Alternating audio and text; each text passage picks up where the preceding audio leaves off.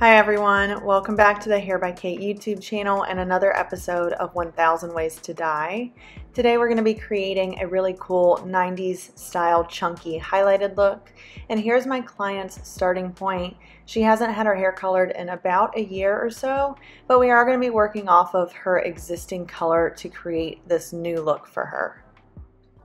I'm going about placement for this look in just a very visual manner. So I've got two sections from the front hairline to the back of the ear, and then the mohawk section is parted out in the middle, and I'm keeping the back as like a whole unit by itself.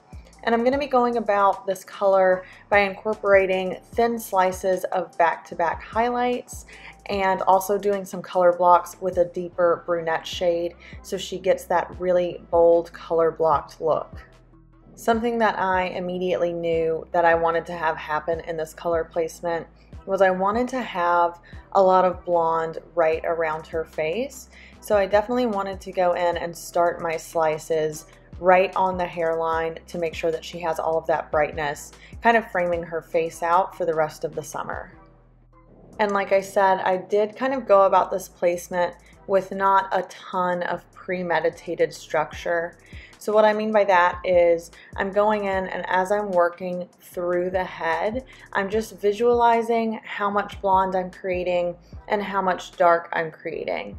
So I'm going to go through and do back-to-back slices until I feel like I have a wide enough section for the blonding.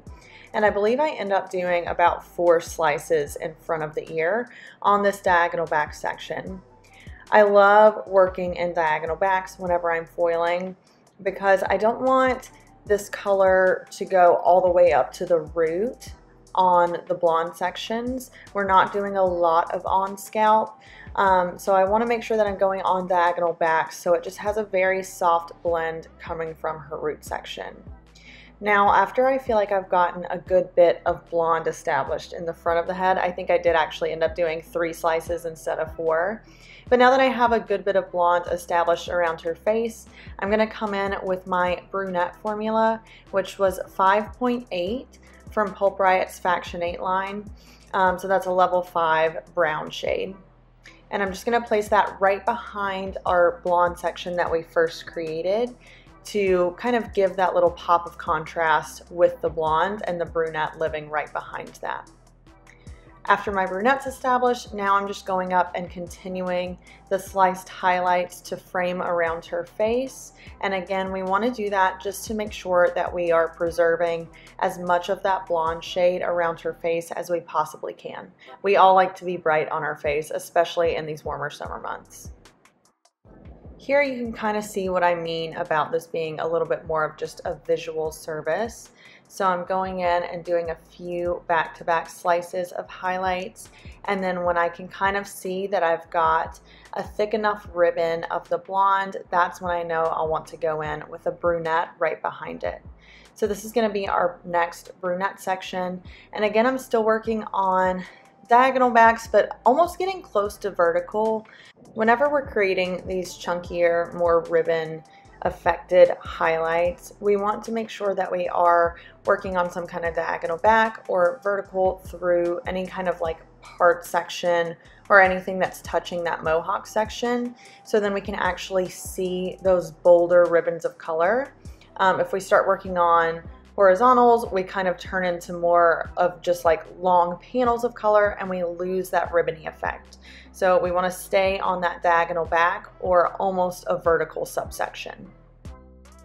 I'm just going to continue alternating between our thin blonde slices and our color blocks of brunette panels until I get through this side section, and then I'm going to be recreating a similar effect right on the other side of the head.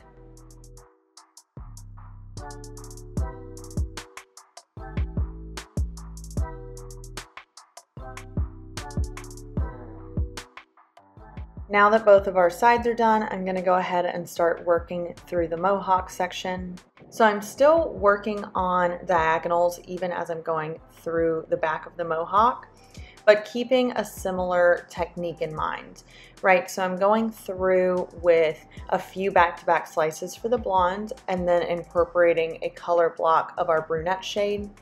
But one thing that I do want to point out, because I think this is the clearest shot for it, is because my client came in with some residual highlights in her hair. She has a lot of new growth, but she also has some dimension that I want to weave out and also highlight, just so all of my blonding sections that I'm creating today look fully blonde to the ends, and we're not starting with blonde at the top and then melting into brunette on the ends. So whenever we're doing this technique, we just want to be really, really careful about overlapping. It is a little tedious, a little time consuming, but totally worth it for the final look and to create this really cool placement for our client.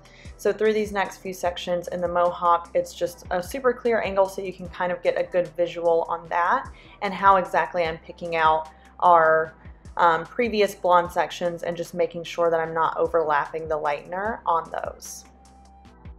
I'm going to continue alternating between our blonde slices and our brunette color blocks all the way through the Mohawk section and up the back of the head, keeping in mind that I want to work on diagonals or verticals as much as possible so we get those nice ribbons.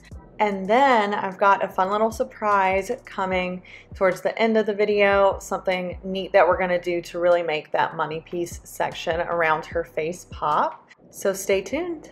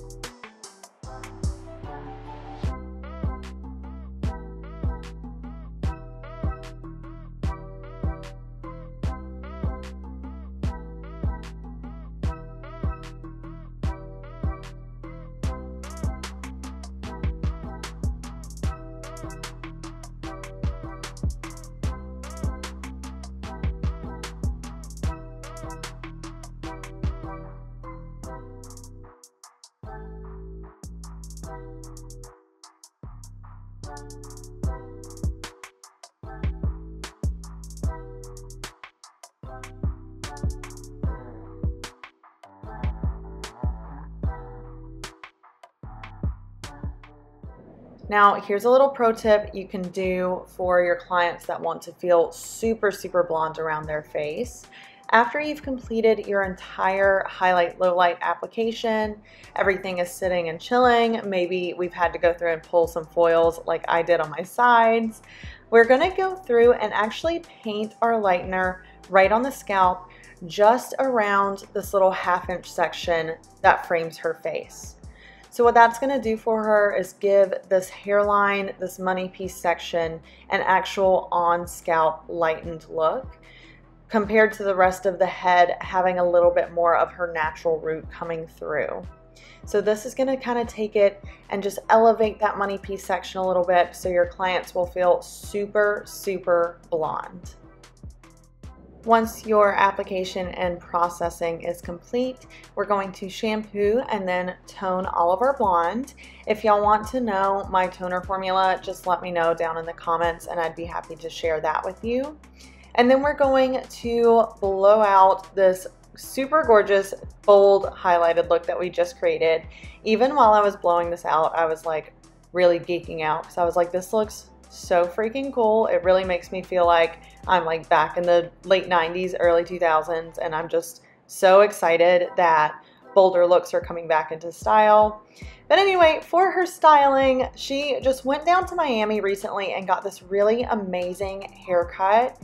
I will tag the artist in the comment section down below that did her haircut because this is really just gorgeous. So I really wanted to accentuate all of these fun layers that her cutting stylist had given to her.